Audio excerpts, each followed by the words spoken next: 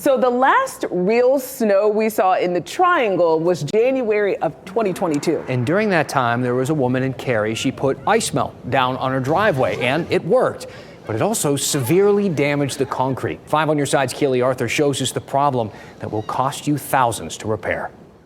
Janet Lane lives in North Carolina. She's been here about 4 years, but up until then, she's lived in Iowa, Illinois, and Minnesota, which means she's a Midwesterner. She knows how to deal with the winter. And any time that she's de-iced her driveway, it's gone well, except for this time. And the only difference is the product she used.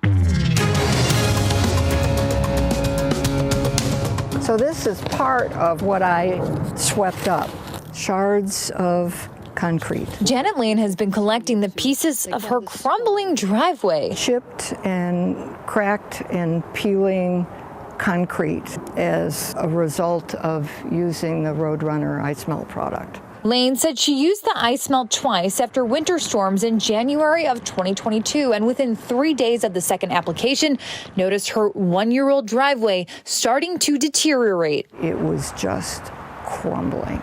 Lane filed a complaint with the manufacturer, Scottwood Industries. Their insurance company, CNA, investigated but denied her claim. Most frustrating then really is that they blamed it on me and the way I used the product. And this went on for months. Lane says CNA twisted her words in denying the claim. They said she told an investigator she partially removed the ice melt. Lane denies that. The rainwater washed it away. And the instructions say driveways should be sealed. Lane isn't sure if hers is, but says the instructions didn't say a sealant was required. If I had had any idea that this type of damage was possible with this product, I never would have used it. We found 2 other similar complaints with the North Carolina Attorney General's office against Scottwood ice melt products. One of those people told us CNA handled his case much like Lane's. Investigators allegedly ignored answers to questions, blamed the driveway and incorrect use of the product, even though the customer was sure he followed all directions correctly. Just total lack of responsibility, frankly, on the part of both entities, Scottwood Industries, the manufacturer, and CNA. Scottwood told us they stand by their insurance carrier's decision to deny the claim and wouldn't discuss this further. CNA hasn't returned any of our calls or emails for 2 months. To have this kind of damage done to it